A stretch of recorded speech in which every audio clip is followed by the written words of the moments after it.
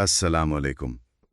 آج ہم طبیعت کے ایک کافی دلچسپ موضوع پر بات کریں گے، گردش کی حرکت یعنی روٹیشنل موشن۔ جی، روٹیشنل موشن۔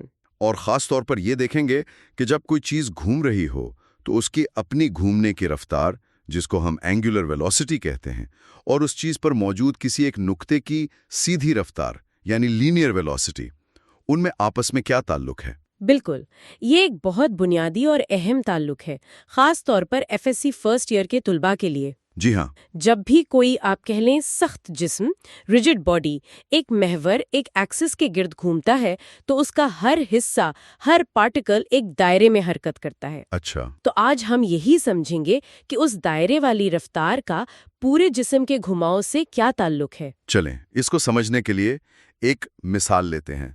فرض کریں ایک پہیہ ہے، وہ گھوم رہا ہے۔ ٹھیک ہے۔ اور اس پہیے پر مرکز سے آر فاصلے پر ایک نقطہ ہے پی۔ اب جیسے پہیہ گھومے گا یہ نقطہ پی بھی تو حرکت کرے گا نا؟ جی بالکل، وہ نقطہ ایک دائرےوی راستے پر چلے گا۔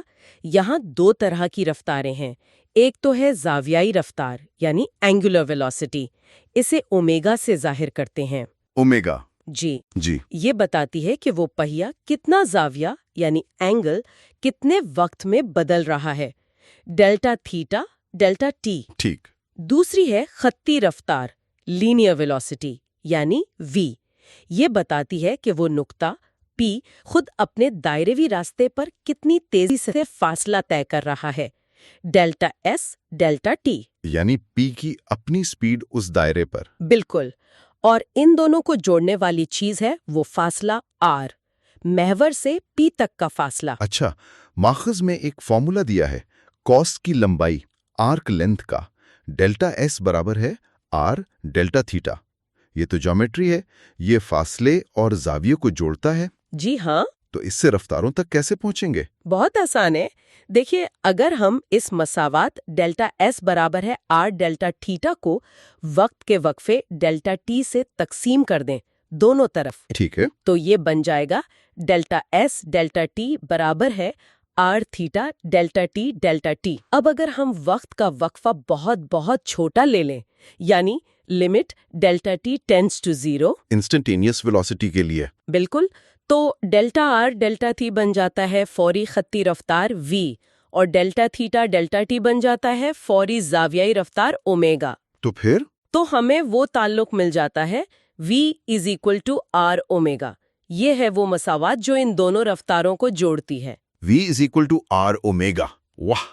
اچھا، تو اس کا مطلب یہ ہوا کہ اگر ایک چیز ایک ہی اینگولر ویلوسٹی اومیگا سے گھوم رہی ہے تو اس پر الگ الگ نقاط کی لینئر ویلوسٹی مختلف ہو سکتی ہے؟ یقیناً۔ یعنی جو نقطہ محور سے زیادہ دور ہوگا، جس کا آر بڑا ہوگا، اس کی خطی رفتار v اتنی ہی زیادہ ہوگی۔ جیسے وہ گول گھومنے والے جھولے ہوتے ہیں، اگر آپ بالکل باہر کنارے پر بیٹھیں تو زیادہ تیز لگتا ہے، اور اگر مرکز کے قریب ہوں تو آہستہ۔ آپ نے بالکل صحیح سمجھا، یہی وجہ ہے خطی رفتار v براہ راست آر پر منحصر ہے۔ اور اس v کی سمت، ڈائریکشن، وہ بھی اہم ہے۔ خطی رفتار v کی سمت ہمیشہ اس نقطے پر دائرے کے ٹینجنٹ یعنی مماسی ہوتی ہے۔ اچھا، ٹینجنٹ مطلب دائرے کو چھوتی ہوئی سیدھی لائن کی سمت میں۔ جی بالکل، شکل 5.4b میں یہ دکھایا بھی گیا ہے۔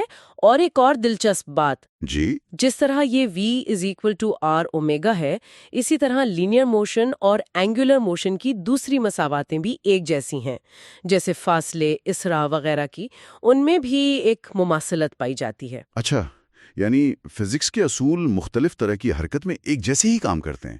یہ تو بڑی دلچسپ بات ہے۔ جی ہاں۔ تو ایف ایس سی کے طلباء کے لیے امتحان کے حوالے سے یہ موضوع v is equal to r omega کافی اہم ہوگا۔ انہیں کیسے تیاری کرنی چاہیے اس کی؟ دیکھیں، چند چیزیں ذہن میں رکھنی چاہیے۔ سب سے پہلے تو یہ بنیادی تعلق v is equal to r omega یہ اچھی طرح سمجھ لیں۔ یہ آیا کیسے ہے، اس کی ڈیریویشن۔ ٹھیک ہے، فارمولا یاد کرنا۔ فارمولا تو یاد کرنا ہی ہے، لیکن صرف رٹا نہیں۔ v کیا ہے، اومیگا کیا ہے، r کا کیا کردار ہے، یہ سمجھنا ضروری ہے۔ اور وہ ٹینجنٹ والی بات، سمت والی؟ جی ہاں، v کی سمت ٹینجنشل ہوتی ہے، یہ واضح ہونا چاہیے، اور ان پر مبنی چھوٹے چھوٹے نیومیریکل پرابلمز حل کرنے کی مشق کریں۔ اچھا، جس میں شاید وی دیا ہو اومیگا نکالنا ہو یا اومیگا اور آر سے وی معلوم کرنا ہو، اس طرح کے سوالات۔ اور وہ جو آپ نے مساواتوں کی مماثلت بتائی تھی، ہاں، وہ معروضی سوالات ایم سی کیوز کے لیے اہم ہو سکتی ہیں۔ ان مساوات کو پہچاننا آنا چاہیے۔ ایکوے 5.9، 5.1، 5.11۔ بہت مفید مشورے۔ تو خلاصہ یہ ہے کہ V ایکولز R اومیگا وہ کلیدی تعلق ہے جو خطی رفتار اور زاویائی رفتار کو جوڑتا ہے، اور محور سے فاصلہ R اس میں بہت اہم کردار ادا کرتا ہے۔ بالکل، یہی اصل نقطہ ہے۔ ٹھیک ہے۔ اور آخر میں ایک سوچنے کی بات چھوڑ جاتی ہوں۔ تفریحی پارک میں جو تیز رفتار سواریاں ہوتی ہیں، ان میں حفاظتی سلاخیں کیوں ضروری ہوتی ہیں؟ بھلے ان کی گھومنے کی رفتار یعنی اومیگا مستقل ہی کیوں نہ ہو۔ دلچسپ سوال ہے، اس پر ضرور سوچنا چاہیے۔ جی۔